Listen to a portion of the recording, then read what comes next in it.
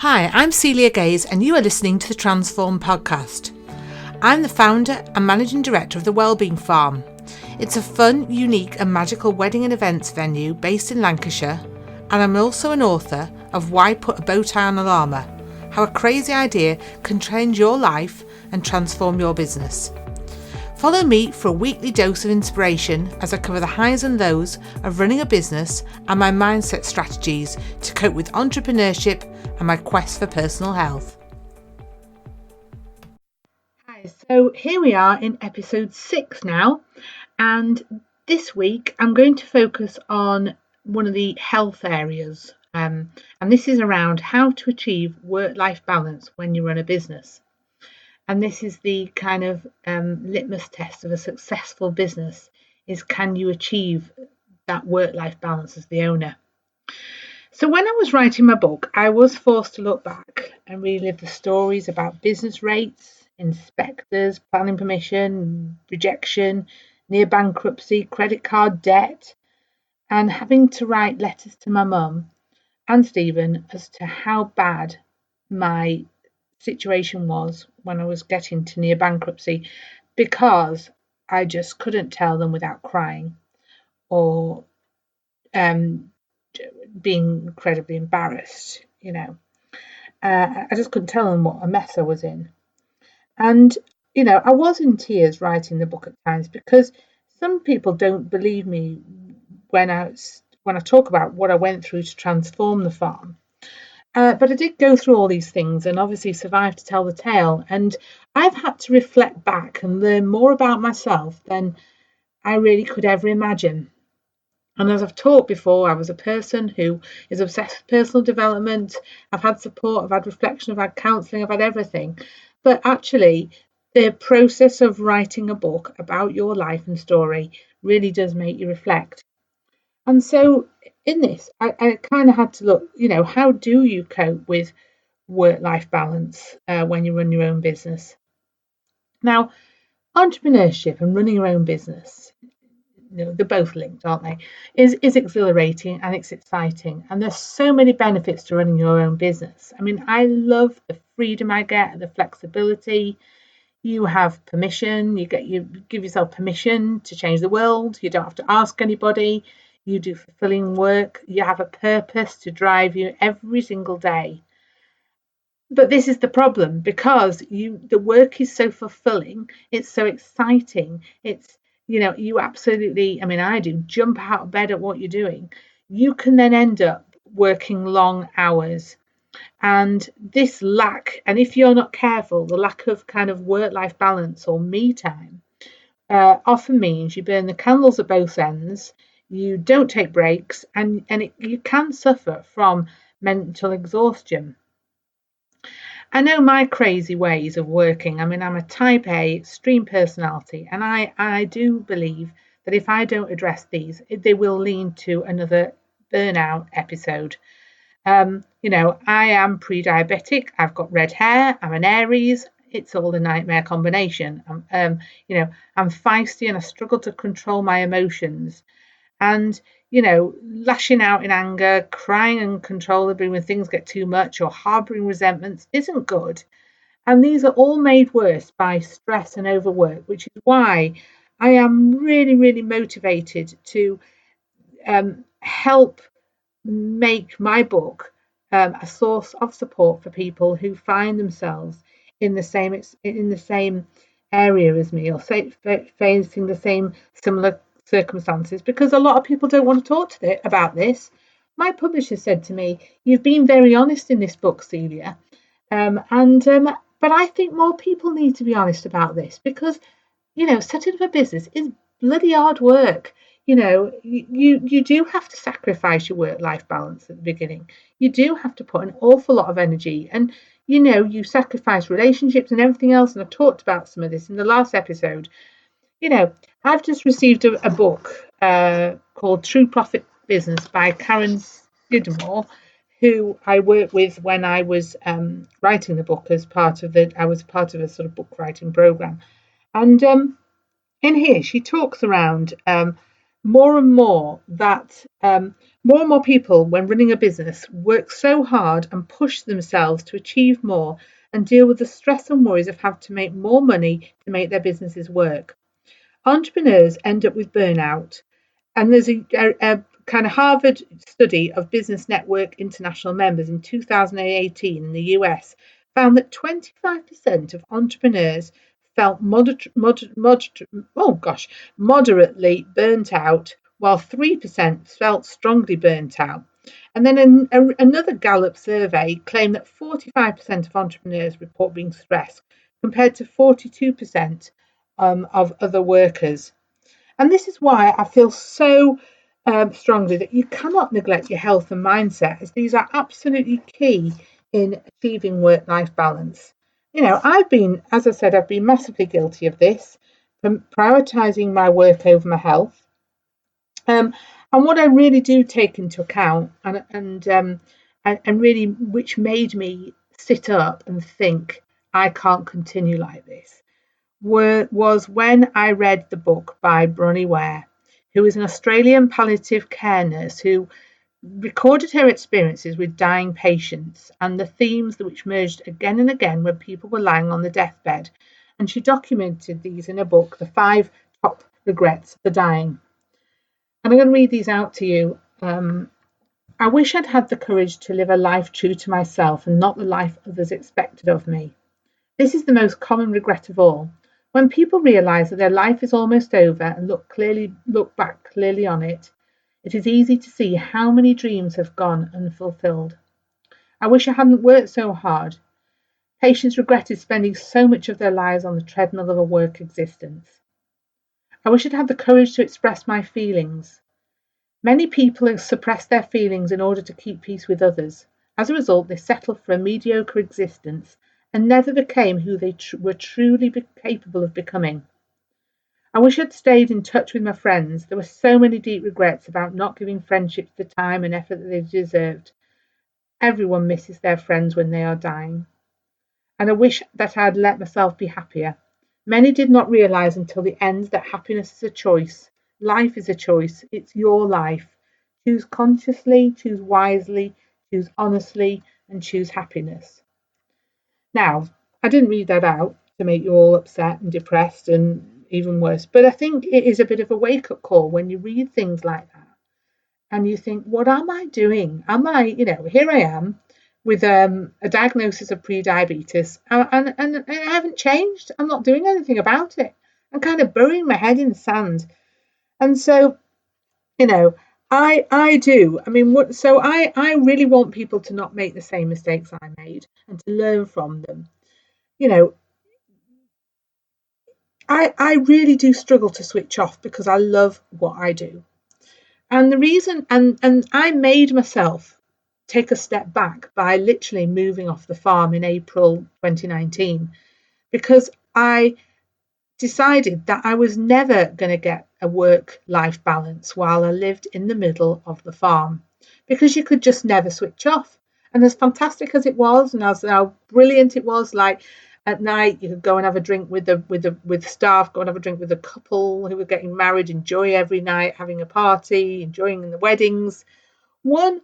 I obviously kept popping over every night and didn't spend as much time with my family as I probably should do. And then number two, I kept drinking prosecco every night, which again isn't a good thing. And then I have this real hate of food wastage, and I kept thinking I've got to eat it all rather than throw it away. And so I deliberately stay away from the kitchen because I am on a mission to transform my health. And I did decide in May 2019 that I would take a month off my business to go travelling and on a yoga retreat in Bali in Australia. And I am proud to say that I did take a proper break and survived for 4 weeks without email. And that while I was away, the business grew and staff felt empowered. And I sort of used that as a kickstart to really address my work-life balance. Because I thought, if I can survive and my business can survive, if I take a month off, then actually, does the business need me so much? So, in my quest for the perfect entrepreneurial lifestyle, I suppose, and that kind of accolade, that golden work-life balance. I have read so many books on the health of an entrepreneur, and again done programs and done courses, and I have found that certain things really do help. And it's a mixture, I found, of around 11 things. So I'm going to go through these things that I have found that have helped my work-life balance. So the first thing is having a good morning routine. Now, I know this is talked about so much, but do we really do it? And actually, the most successful entrepreneurs and business people in the world actually do this. And so I've really prioritized that since I returned back, since about June, trying to make my health a priority and to do this through a morning routine. And what has really helped is my son has got into this school where he has to get the bus at 7:30 in the morning.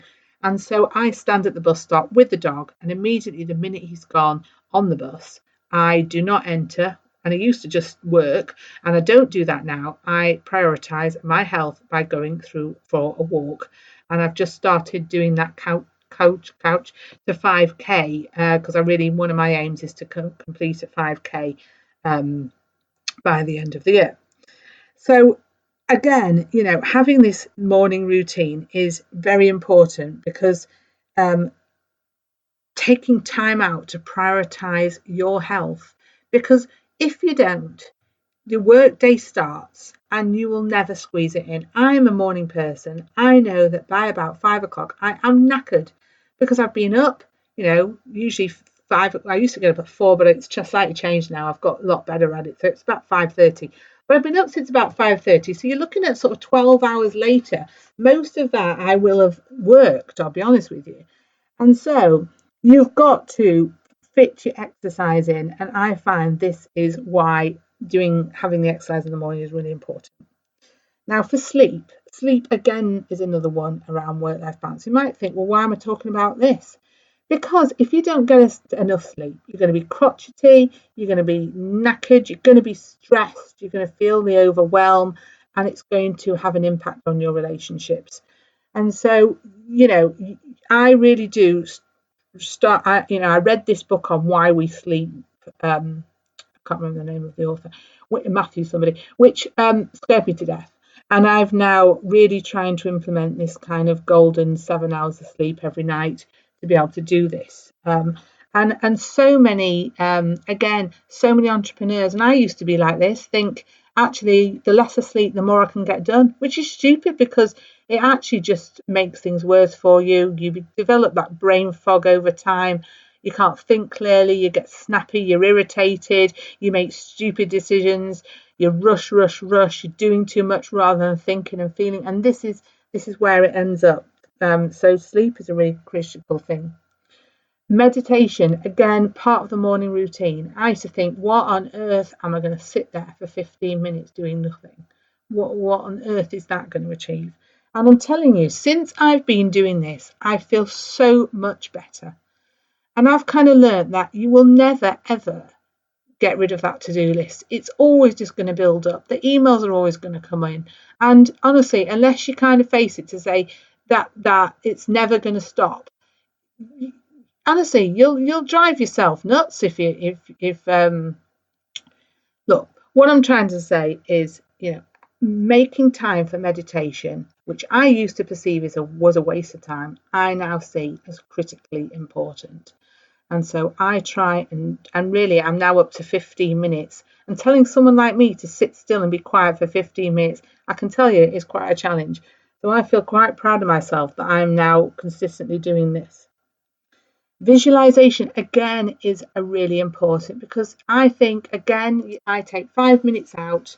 I have that Envision app and doing that, I think that helps me because I kind of know where I'm going. You kind of get that focus. And I've got to be honest, I'm a big fan of the law of attraction. And I'm a big fan of tarot readers and angel cards. Now, all of you are probably at this point going to go, oh, for heaven's sake, what on earth is she talking about? But I like that certainty. I like knowing what's going to happen. And I love that. That is, for me, is a little treat. Again, other things that can help with your work-life balance are journaling. I think maintaining a gratitude journal of 3 things you're grateful for every day, I think is essential, especially if you're out at the start of your business journey, because if you then ever want to write a book, you've actually got it all written down in that gratitude journal, in that business journal. So I do think that's a good idea. Reading is a big thing. I try and read nearly every day, and I always take several books on holiday. Learning and personal development, I've talked about this. I devote so much of my time nearly every day on personal development and learning.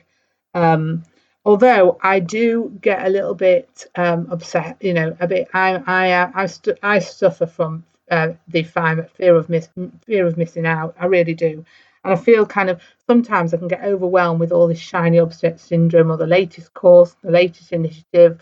So I just have to do have to be a bit careful of that.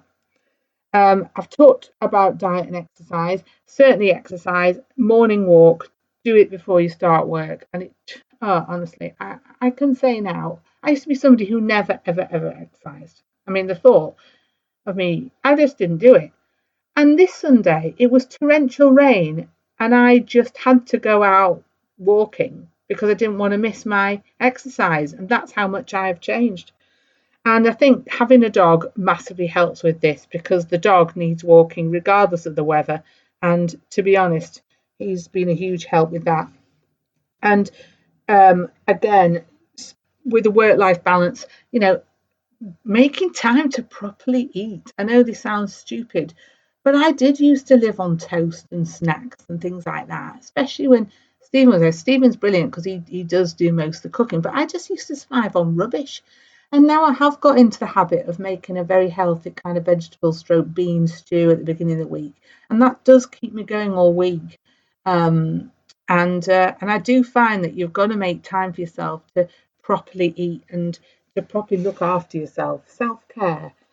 Moving on to the next thing, I do enjoy spa treatments. Well, I mean, spa might be taking it a bit too much, but going and having my nails and taking a bit of time out, taking an hour off here, there. I'm so lucky to have this beauty salon just down the road, so it's perfect for me. But again, um, you've got to. It's the whole thing about looking after yourself and self care, just to be able to cope with that. And I find when things start getting a bit too much and work life balance just gets into overload, I often do check myself in to hotels, um, because I take big pieces of work to a hotel and I will check in for 1 or 2 nights, 2 nights if it's a big project. The more basic the hotel, the better. It could do. You don't want a hotel that's surrounded in, say, the city centre where you've got too much distractions with shopping. You don't want a hotel that has a lovely spa or a lovely bar because, to be honest, the point is you're going to lock yourself in your hotel and you are going to get on with pieces of work. You're going to turn your phone off, you're going to turn your emails off, and you're just going to get the work done. Now, you might think, why on earth are you talking about all of this, locking yourself in a hotel and working when you're supposed to be talking about work-life balance? Well, the point is, unless sometimes you find the space to get these pieces of work done that you need to do, you won't relax until you've done them. And so for me, carving out 1 or 2 days to really drill down and get the work done, for me, is a massive stress solution because I get it done. I feel so brilliant when I come back from these 1 or 2 days. Um, you, you know, um, you check into the hotel, you ask for a twin room, and you use one bed for as a massive desk. Get all your paperwork, lay it all out, plan, sort yourself out, and the other desk is to sleep in. Usually have your kettle in the room so you can get yourself a drink. Someone comes in to make your bed, which is lovely, and you usually have somewhere to eat, like breakfast or lunch or whatever in the hotel, so you don't have to go anywhere. So your basics are looked after. And for me, that's been critical to my work-life balance. Regularly checking to hotels for me is absolutely essential. And the final piece is, take time to spend quality time with your family and your friends and your relationships, because it's so easy to prioritize your work over them. It's so easy. I have made this mistake. I'm so lucky with Stephen that he's so laid back and supportive and helpful. But I feel I've neglected friends. I really do, and I'm kind of trying to have to pull that back now. Although I have developed a fantastic support network of entrepreneurs in similar situations to me. So a lot of my friends, I'll be honest with you, are also entrepreneurs, and we share similar circumstances that we can talk about. But the end, I will say, is it is so hard to maintain a work-life balance when actually the thing you're working on is the thing you love. And I suppose that's the dream situation, really, to find something that you love so much and that it pays the bills. But it's something that you love so much that actually it doesn't feel like work, and it makes you incredibly happy. And luckily, that is exactly where I am in my job. So that's all for now. Hopefully tune in for another episode next week. Okay, take care. Bye. I hope my passion for self-development and entrepreneurship will inspire you to transform your business, mindset, health, and ultimately your life. You can join my mailing list and find out more about my book and other great offers by going to www.celiagaze.com or follow me on Facebook, Twitter or Instagram. So thanks for listening, and I hope you'll tune in next week.